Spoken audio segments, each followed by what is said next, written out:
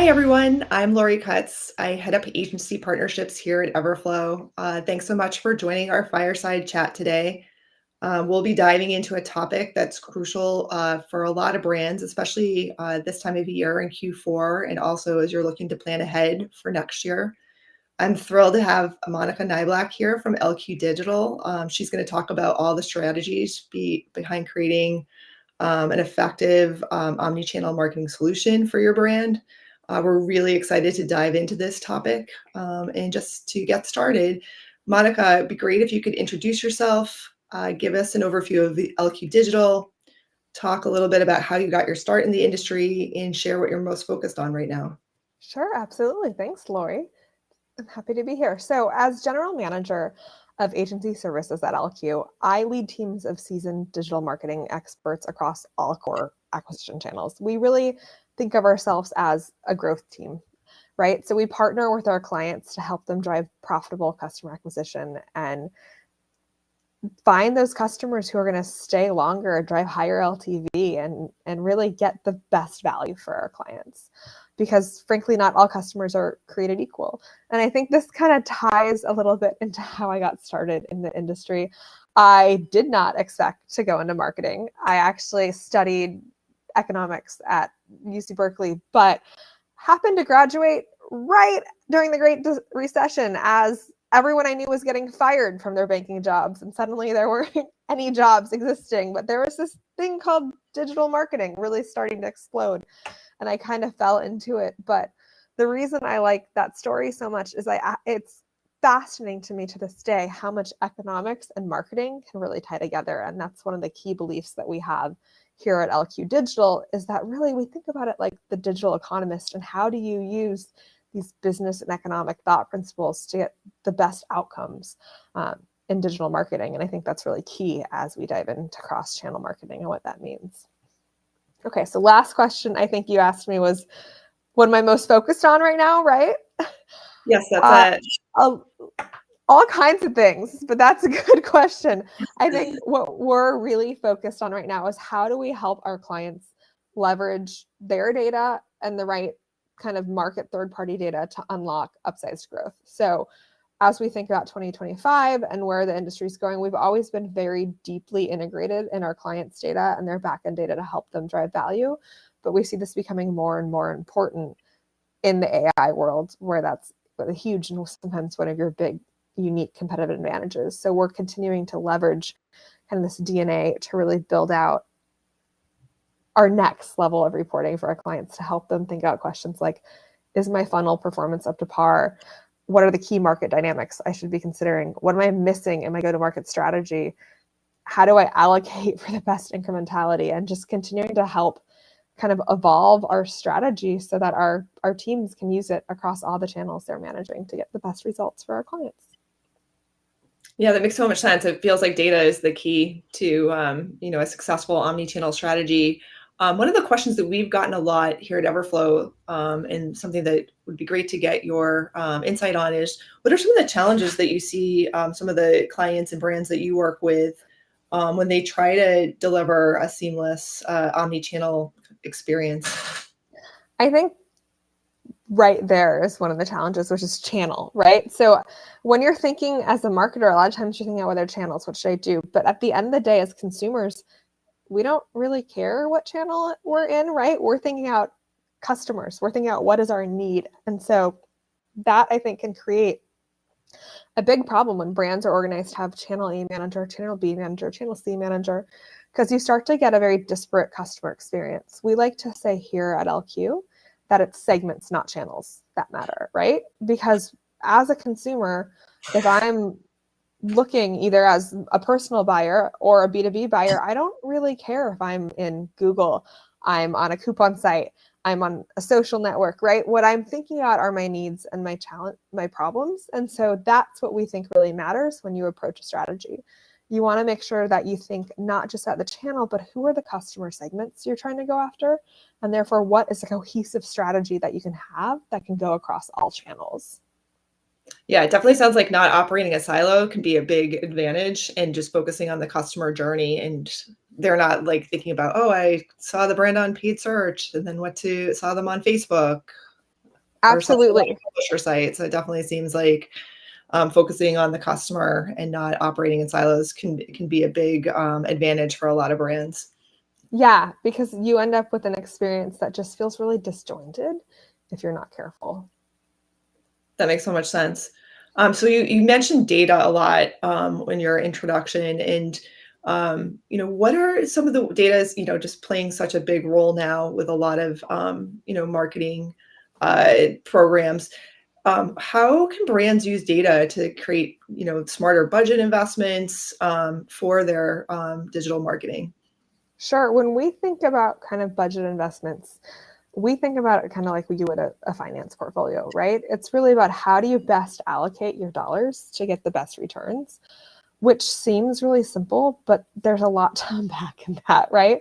Because first, it's what does it even mean to have the best return? Is that the immediate return? Is that the latter return? We think of it in terms of LTV to CAC ratio, right? So how do you maximize your long-term profit? But doing that and saying it can be challenging because you suddenly need a lot of data, right? To understand the LTV to CAC, you don't want to just be looking at ROAS or CPA when you're managing.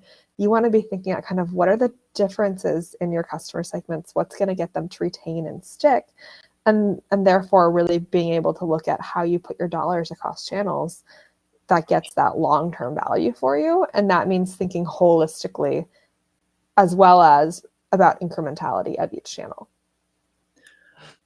Yeah, I mean, it sounds like incrementality is like a big feature. I know, especially in the affiliate space. So, are we gonna? Do you want to dive into that a little bit later, or do you want to just mention that a little bit more right now? I mean, we can dive into it a little bit now, but I think, yeah, I think we're probably going to talk about it some more later. But of course, it's a huge topic. It's one everyone's always trying to get at. It's easier than said than done in some places, but I think it really goes down to the concept of like what value is not just each overarching channel, but each partner, each initiative creating for you and making sure you're thinking about that. I think when it comes to affiliate, very important because it's easy to think about holistically, and you might be like, well, I have a flat CPA, it's great, but kind of where is it going, right? We'll see people just give their branding rights away to affiliates and not really thinking about, well, how much would it have cost me to get that myself versus from this partner? That's kind of one example of incrementality that I think sometimes people don't quite think about when they're not looking cross channels. That makes so much sense. And is for like brands just starting out, would you say that there's specific channels that they should focus on, or is it you just got kind of need to take a look at sort of what their goals are and what they're trying to do, and then kind of make a recommendation from there? Yeah, I would say it's more number two. It's really going back to thinking out what need are you uniquely serving for your customer as you enter into that market. This is a pitfall I see brands make a lot, especially when they're like, we want to launch affiliate. It's super profitable. Like it is if you've already put all that work in to build your brand. But if you're trying to just run a channel because it has a flat CPA in your mind, you're probably not going to be able to do that education work that you need to enter a market, right? It's not to say you're not trying to go create a profit, but what you want to make sure you're thinking about is if you're building a product, you must have some unique need that you feel like you're creating and therefore using you to enter the market. Where can you best educate people on that or tell them about that for the least dollars, right? Because that's how you get that maximum. And I think affiliate can be really good for that, but it's not necessarily the partners you would typically think about. It's more your content partners. There's so many partners that have cultivated lots of content and unique kind of audiences, and they can be a huge tool in trying to go create that narrative and help you with that. But you have to be a little bit more willing to invest in that partnership as well. That makes so much sense. One of the things I heard you said was just like having a customized strategy for the brand. So what role would you say that personalization plays in making sure that brands do have a sort of customized and successful marketing solution or strategy? Yeah. As I mentioned earlier, we believe it's about the segments, not the channels. So when we're thinking about personalization, you want to understand what matters to an individual customer. So you might have a brand that has a very large addressable market, but the needs of those different pieces of that market are very different. So for example, I've done a lot of work in the online security space over the years. And if you think about the personal consumer, theoretically, anyone with a device could be a consumer, but the need that they might have is going to be very different if you're a parent trying to figure out how to keep your kids safe versus if you're kind of an individual who's only thinking about yourself, but you're traveling all the time. So you want to make sure you're safe on different devices. It's just, that's one example of how you might have a lot of market, but what they're going to care about and talk about is different. So you want to make sure that you're personalizing the message to each of those segments in a way that captures their unique needs. That being said, I think we were laughing about this before we started. There's a fine line on personalization, and you don't want to go too far. I happen to be 8 months pregnant right now. I have been getting a lot of marketing from brands that makes it really clear they know exactly kind of how pregnant I am and all these details that I have not shared. I know as a marketer how they're getting them, but personally, even though I know that, it kind of turns me off of those brands whenever I get it, because I'm like, stop following me, like stop buying data about me. I'm not going to buy your product. Which is probably a little bit hypocritical as an online marketer, but it does that, right? And even though I know it, I still feel that way. So imagine how the person who's a little bit less aware might feel when these things start happening to them. So you do need to make sure you're careful about that line of how far is too far when you're personalizing. So being personal, but not overly personal, so it feels Yeah. invasive. So walking Address the line. need, Yes, but don't creep someone out. that makes so much sense. So in terms of the marketing mix, you talked about it a little bit earlier about how partner and affiliate marketing can be a really strong component of a brand's digital strategy.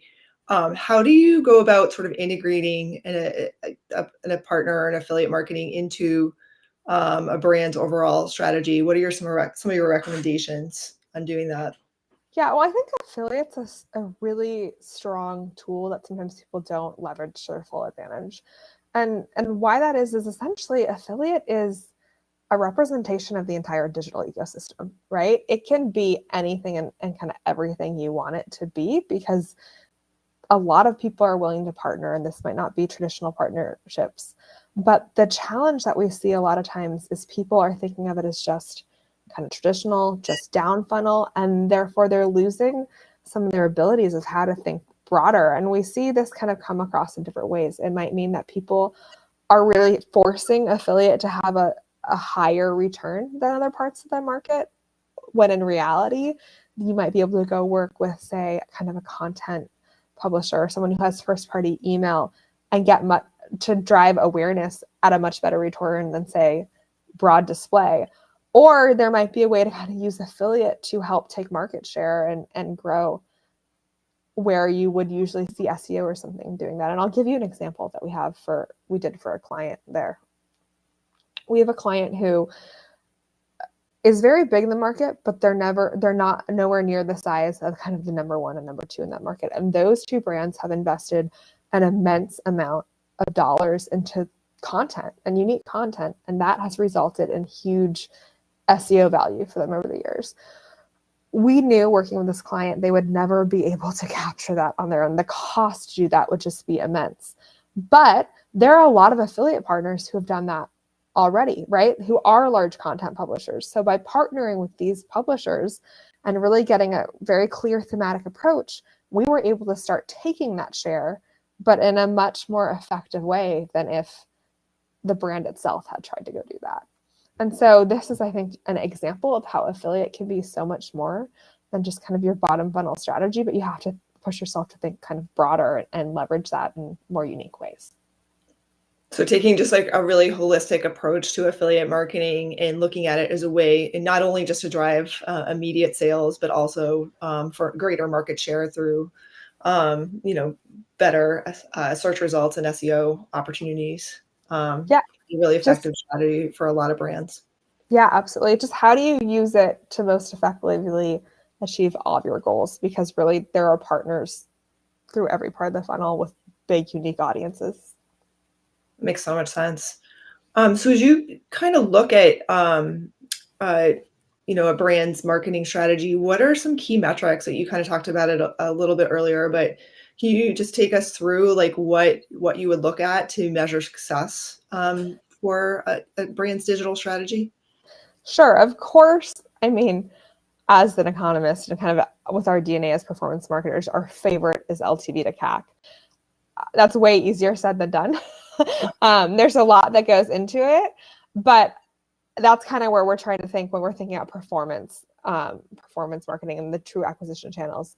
That being said, I think influence has more value than sometimes people give it when you're looking at LTV to CAC, because what you don't want to accidentally do, I mean, if finance were to control a lot of my decisions, we're always getting questions like, why can't you just go buy more brand? Like, that's a really great return.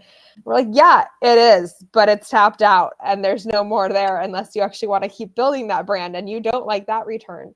And so I think that's why you have to make sure, although you're managing to LTV to CAC, you're also looking at influence and what is helping drive that longer term value so that you don't accidentally kind of turn off the faucet. That makes a lot of sense. So just really kind of taking a deep dive into that LTV versus CAC and having a holistic approach in looking at influence as another measurable key deliverable, especially as you look at kind of top of funnel type activities. So what are some of the ways that you can optimize a brand's marketing efforts based on some of the data that you do collect? Sure. So I think kind of one of the examples I mentioned earlier is key. It's looking not at the overarching channels, but diving deeper into each segment, because sometimes we'll see that the investment decision you're making when you just look at the overarching channel is very different than when you dig in deeper. For example, you might think that content kind of review sites, they're very expensive if you're looking at affiliates sometimes compared to your lower kind of funnel. But if you're comparing those to your non-branded paid search, you're comparing those to your paid social, suddenly they get a lot more valuable, right? There's many times we've realized, right, since we have a big affiliate team and search team, if we're running both, we'll start to look at what is that non-brand, what is that affiliate review site CAC, or kind of affiliate partners who can take the same shelf space. And we'll be able to start moving dollars around to get a much bigger impact for our client. But if you're looking at if you were just looking at the search portfolio and the affiliate portfolio, you would never think you should go invest that in affiliate because that feels very outside kind of your standard range. But when you compare to the search portfolio, it's a great investment. And so that's why you want to make sure that you're looking at all the different pieces and comparing kind of what are their role and what customers are they helping you get, and then thinking about it from that perspective versus just the channel. Yeah, so it sounds like just taking a look at all the different channels that you're investing in and figuring out where you're going to get the most return, especially with search. It could be affiliate, it could be direct search. Yeah, and what channel is best to get each segment you're trying to get at. Makes so much sense. So I know a lot of marketers are kind of looking ahead to next year, and what are you seeing as some of the biggest digital marketing trends, and what would you recommend for businesses to prepare for them? Sure. I think there's a few big things that we're hearing in a lot of our conversations, both with our clients and the different platforms that we work with. I think the number one is efficiency, right? So we're still, I think, at a place where brands are getting more dollars, but they're not back to the days that they were a few years ago. So we have a lot of clients who, as we're starting to talk about planning, budgets aren't going down, but they're not going to go up as much as the growth goals that we're going to get handed. So how can we think about working smarter to get better results, right? And that's why looking at things like each individual segment of a portfolio, how do we message? How do we just get those dollars to work better for us? I mean, that's always the story as marketers, but I'm hearing it as a big theme. I think another that this kind of starts to tie into is, how do you leverage AI in this right? How do you use it not just to get little incremental gains, but to really rebuild your processes and think differently, to build kind of better outcomes long term? And then incrementality, right? How do we keep measuring incrementality? How do we think about those changes and really just keep designing studies and measurement systems to learn. So Yeah, those are some of the big ones. That's a lot to unpack there. Yeah. A lot to unpack. Obviously, there's always a lot of movement in online marketing, which is why makes it so interesting. I think to me, there's always change and new approaches and strategies. In terms of AI, how are you seeing brands kind of leverage it today? What would you say some of the things that they're doing right now? We're seeing it show up in two flavors. We're seeing it a lot in the creative and content processes, right? So how do you more effectively and efficiently get creative to test and content? Because that tends to be one of the big hangups we find in testing. It takes time for a business to go creative. But if you start to leverage AI and start to rethink those processes, you can start to get things a lot faster that are still similar quality. And that then allows the acquisition teams to go test a lot faster. So instead of it maybe taking 3 months, you can get it down to a month or less, which is huge in kind of testing time. That makes so much sense. Yeah, we see a lot of brands, I would imagine, using it for content creation, which is always helpful because that can be very time consuming. So, if they can speed up that process, I'm sure that can, significantly accelerate their go-to-market on different campaigns. Then in terms of incrementality, are you seeing brands kind of develop their incrementality measurements based on like their own internal goals, or how is that currently kind of working for brands? Yeah, I think in general, it's always based on your own internal goal. So yes, to a point. I think they're also starting to rely, as you mentioned, it's not new, but I think they're just getting more focus on it right now. So how do you truly kind of inspect each of those dollars and think about it? So internal goals, but then working with a lot of kind of the data platforms out there that exist to just get more, or to put more awareness on it and a bigger focus. That makes so much sense. Any final recommendations you want to share before we kind of wrap things up? Now we've kind of talked a lot about a lot of different things today, but I guess what are some things that you'd like to leave our audience here with today? Well, I think the way I always think about it for a cross-channel strategy is it's not the channels. The channels are all a tool, right? So don't get too focused on the channel. Think about what your goal is for the business. What are you really trying to do at the end of the day? And what customers are you trying to serve? Because if you can best figure out how to talk to those customers, how to relate to them, that's what's going to drive success. That's great. Yeah. Thanks so much, Monica, for joining us today. Thanks everyone for joining us, and appreciate Monica sharing her insights and expertise with us. I think she talked a lot about how to create sort of a uniformed digital strategy, from leveraging data to making investment decisions to measuring success and optimizing for better results. So thanks everyone for attending today, and we look forward to seeing you at future events. Thanks, Lori. Thanks so much. Bye.